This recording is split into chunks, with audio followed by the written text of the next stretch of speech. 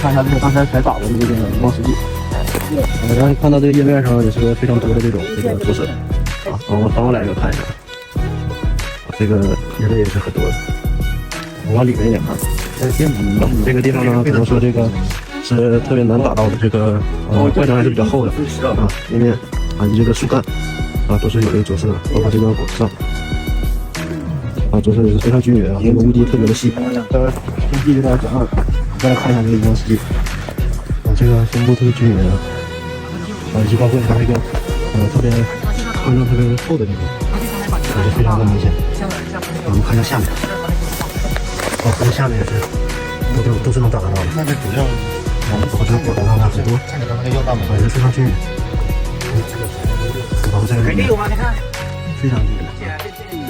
这边就是这个叶背了嘛，叶背这种打的是非常的均匀啊，